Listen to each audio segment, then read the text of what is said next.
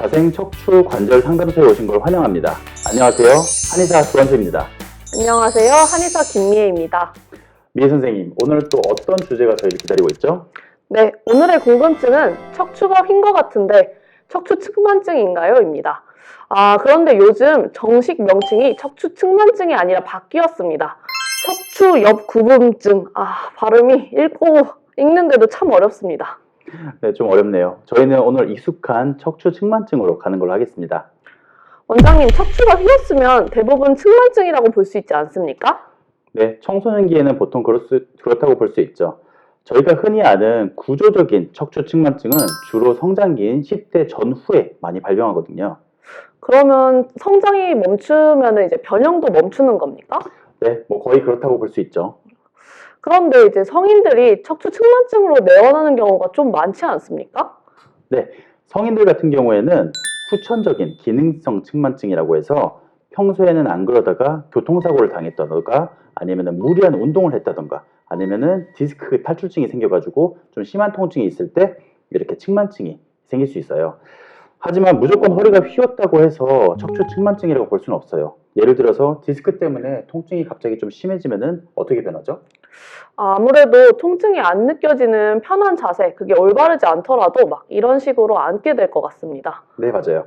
통증성 측만증이라고 해서 디스크가 생긴 경우에는 통증이 좀 덜한 자세를 취하기 위해서 몸이 조금 휘게 되는데 이런 자세가 엑스레이 상에서는 척추가 변형이 된 것처럼 보일 수 있어요. 그리고 사실 더 놀라운 거 뭔지 아세요? 뭘까요? 본인 허리가 휘었다고 생각하시는 분들이 굉장히 많아요. 그런데 엑스레이를 막상 찍어봤을 때 척추가 정상인 경우가 대부분이고요. 허리가 휘었다고 하더라도 문제가 굉장히 적은 그런 경도의 측만증인 경우도 굉장히 많더라고요. 그런데 그러면 왜 환자들이 내가 척추 측만증 아니면 허리가 휘었다라고 생각하는 걸까요? 아무래도 바지나 치마를 입었을 때 이게 좀 돌아가거나 아니면 골반의 높이가 좀 달라서 그런 게 아닐까요?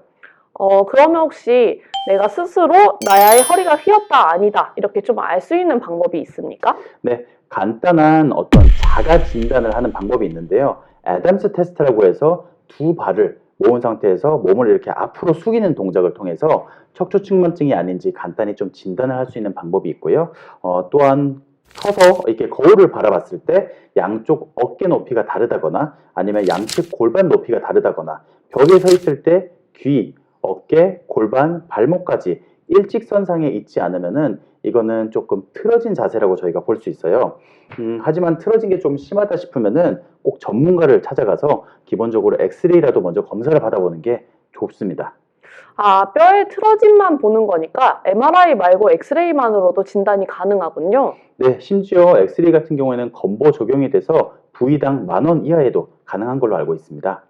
그러면 만약에 후천적 척추 측만증이다라고 진단을 받으면 어떻게 해야 하나요, 원장님? 일단 측만증에 대한 원인을 파악하는 게 굉장히 중요하겠죠. 만약에 디스크가 측만증의 원인이다. 그러면 디스크를 치료를 하는 게 맞고요. 비틀어진 자세가 원인이다. 그러면은 체형을 교정하는 게 맞고요. 이런 경우에는 한방에서는 추나요법이나 다른 치료로 충분히 이런 측만증이 관리가 가능합니다. 원장님, 그런데 척추 측만증에 관해서 잘못 알고 계시는 상식도 되게 많은 것 같습니다. 네, 맞아요. 실질적으로 많은 어머님들이 병원을 찾아오셔서 우리 아이가 척추가 휘어 있어요. 자세가 안 좋아요. 이런 경우가 굉장히 많이 있어요.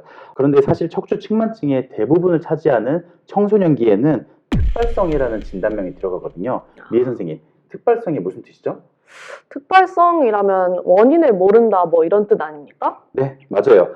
이렇게 측만증 같은 경우에는 특발성으로 원인 없이도 많이 생기기도 하거든요. 그럼 여기서 잠깐 네. 오늘도 찾아왔습니다. 팩트 체크.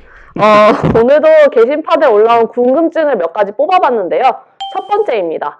측만증이 있다면 요통이 심한가요? 입니다. 일단 관계가 크게는 없습니다. 한 연구 결과에 따르면은 허리 측만증이 60도 이상의 심한 경우에는 요통의 빈도가 좀 높다고 보고가 되고 있지만 심하지 않은 경우에는 대부분 측만증과 요통이 관계가 없다고 보고가 되고 있어요. 그럼 두 번째 질문입니다. 네. 척추 측만증 수술이 꼭 필요합니까? 아닙니다. 물론 성장의 정도에 따라서 다르긴 합니다만 측만각도 40도 이하에서는 크게 문제를 일으키지 않는 한 꼭 수술이 필요한 경우는 많지는 않습니다. 그러면 원장님, 그 측만 각도에 따라 치료하는 접근법이 좀 달라진다고 들었는데 맞습니까? 네, 맞아요. 일단 10도 이하인 경우에는 스스로 좀 자세를 잘 잡는다든지 운동을 한다든지 이렇게 관리를 할 수 있지만 10도에서 20도 이 사이 각도에서는 좀 악화 가능성이 있기 때문에 정기적인 좀 진료가 필요한 상황이고요. 25도 이상에서는 보조기가 그리고 40도 이상에서는 수술이 좀 고려가 되기도 합니다. 그런데 10도 이하면 보통 통증이 잘 안 느껴지다 보니 저라면 좀 병원에 안 가게 될 것 같은데요. 그렇죠. 아무래도 10도 이하인 경우에는 좀 안 좋은 자세로 인해서 지속적으로 이렇게 골반이라든지 아니면 척추라든지 그런 게 좀 틀어지면서 나중에 쌓여서 통증이라든지 디스크 질환처럼 다른 병으로 좀 이어질 수 있어요.